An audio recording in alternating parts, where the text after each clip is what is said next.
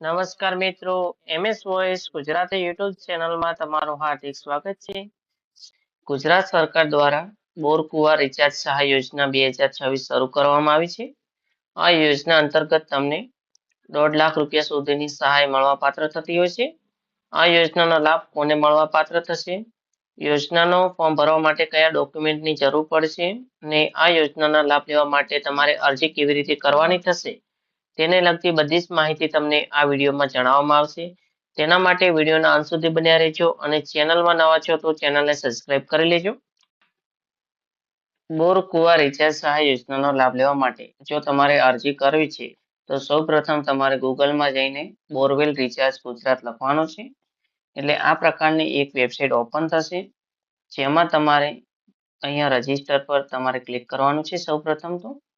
ત્યારબાદ તમારે આધાર કાર્ડ મુજબ તમારું અહીંયા નામ લખી દેવાનું છે. જે પણ નામ હોય તે નામ લખવાનું છે.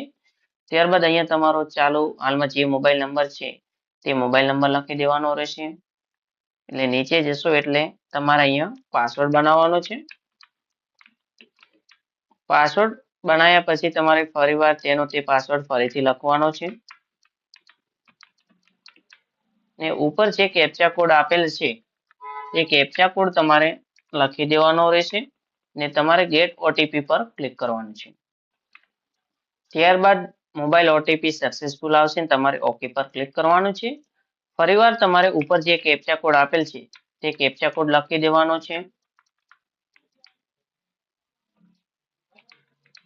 ને તમે જે મોબાઈલ નંબર લખ્યો છે તે મોબાઈલ નંબર ઉપર એક 4 અંકનો ઓટીપી આવશે. જે ઓટીપી તમારે અહીંયા પર લખવાનો છે.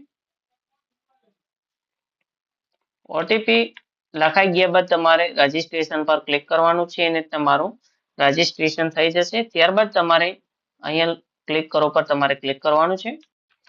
ત્યારબાદ આ પ્રકારની એક વેબસાઇટ ઓપન થશે. રજીસ્ટ્રેશનમાં તમે જે મોબાઈલ નંબર નાખ્યો હતો તે જ મોબાઈલ નંબર તમારે અહીંયા ફરીવાર લખવાનો છે. ત્યારબાદ તમે નીચે જશો એટલે તમે જે પાસવર્ડ બનાવ્યો છે તે પાસવર્ડ લખી દેવાનો છે તમારે.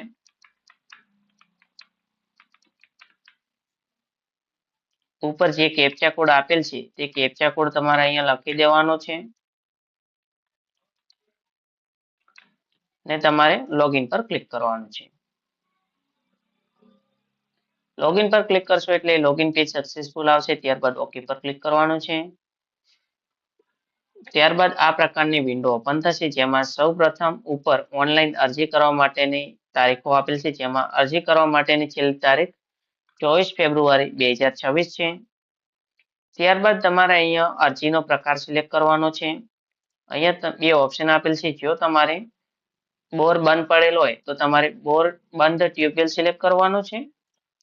ત્યારબાદ તમારે અહીંયાથી જે પણ ઉપયોગ માટે તમારે બોર કૂવો ચાલુ કરવાનો છે તે ઉપયોગ સિલેક્ટ કરી દેવાનો છે. જો તમારે કૂવો બંધ પડેલ હોય તો તમારે અહીંયાથી બંધ કૂવા સિલેક્ટ કરવાનું છે.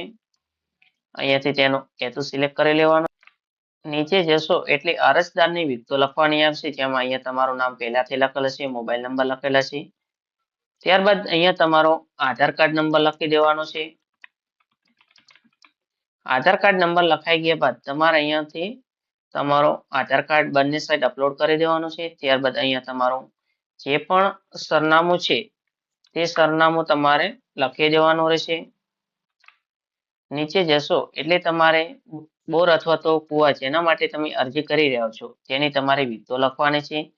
અહીંયા સૌપ્રથમ તમારે બોર કુવો જે જગ્યાએ છે તે સ્થળનું સરનામું લખી દેવાનું છે. અહીંયાથી તમારો જે પણ જિલ્લો છે તે જિલ્લો તમારે સિલેક્ટ કરવાનો છે. ત્યારબાદ અહીંયાથી તમારો તાલુકો જે પણ તમારો તાલુકો છે, અહીંયા જે તાલુકા બતાવે છે તે જ તાલુકામાં હાલમાં પ્રથમ તબક્કામાં ઓનલાઈન અરજીઓ ચાલુ છે. ત્યારબાદ તમારે અહીંયા વિલેજ સિલેક્ટ કરવાનું છે. જે તમારો વિલેજ હોય તે વિલેજ સિલેક્ટ કરી દેવાનું છે. 7/12 માં તમારો જે પણ સર્વે નંબર છે તે સર્વે નંબર તમારે લખી દેવાનો છે. ત્યારબાદ બોર કે કૂવો જેના માટે તમે અરજી કરી છે તે કેટલા ફૂટ ઊંડાઈ ધરાવે છે તે ઊંડાઈ લખી દેવાની છે. ત્યારબાદ તમારે અહીંયા ટ્યુબવેલ અથવા તો કૂવાની પહોળાઈ તમે 3 ફોર્મેટમાં લખી શકો છો: ઇંચમાં, ફૂટમાં અને મિલીમીટર. 3 રીતે તમે અહીંયા પહોળાઈ લખી શકો છો. ત્યારબાદ બોર અથવા તો કૂવાનું બાંધકામ કયા વર્ષમાં કરવામાં આવ્યું હતું તે વર્ષ તમારે લખી દેવાનું છે. કઈ સાલથી તમે બોર અને કૂવાનો ઉપયોગ કરતા નથી તે સાલ પણ તમારે લખી દેવાનું છે. નીચે જશો એટલે તમારે 8 ખાતા નંબર લખવાનો આવશે. જે તમારો ખાતા નંબર છે 8 નો તે લખી દેવાનો છે.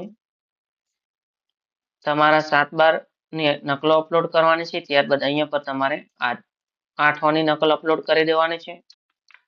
ત્યારબાદ નીચે જશો એટલે તમારે સંમતિ પત્રક અપલોડ કરવાનું આવશે. જેમાં તમારે અહીંયા બાંધેરી પર તમે ક્લિક કરશો એટલે તમારે જે માહિતી છે આવી જશે. તમારે અહીંયા બોક્સ પર ક્લિક કરવાનું છે. વિન્ડો બંધ કરી દેવાની છે. ત્યારબાદ તમારે અહીંયા 3 બોક્સ સિલેક્ટ કરી દેવાના છે અને તમારે સબમિટ પર ક્લિક કરવાનું કરશો એટલે આ પ્રકારની એક રિસિપ્ટ ઓપન થશે, જેની તમારે પ્રિન્ટ કાઢી લેવાની છે. જ્યારે પણ આ યોજના માટેના ફોર્મની ડ્રો થશે, ડ્રો થયા બાદ તમારા પર મેસેજ આવશે કે તમારું ફોર્મ મંજૂર થયું છે. ત્યારબાદ સિંચાઈ વિભાગના અધિકારીઓ દ્વારા તમારા સ્થળની ચકાસણી કરવામાં આવશે અને ત્યારબાદ તમને બોર કે કૂવો જેના માટે તમે અરજી કરી છે તે માટેનું કામકાજ શરૂ કરવાની મંજૂરી આપવામાં આવશે. જો આપેલ માહિતી સારી લાગી હોય તો વિડીયોને લાઇક કરી દેજો. ચેનલને સબસ્ક્રાઇબ નથી કરી તો ચેનલને સબસ્ક્રાઇબ કરવાનું ભૂલતા નહીં. જો કોઈ ખેડૂત મિત્રોને અમારા થ્રુ ઘરે બેઠા ફોર્મ ભરવું હોય તો તેઓ અહીંયા જે નંબર આપેલ છે તે નંબર પર વોટ્સઅપ માધ્યમ દ્વારા તેઓ ફોર્મ ભરાવી શકે છે. અમારી ચેનલ એમએસ વોઇસ ગુજરાતીને સબસ્ક્રાઇબ કરી લેજો. તેની બેલ આઇકોન ઓન કરી દેજો, જેથી અમારી ચેનલ પર વિડીયો અપલોડ કરવામાં આવે તો તમારા સુધી સરળતાથી પહોંચી શકે. આભાર.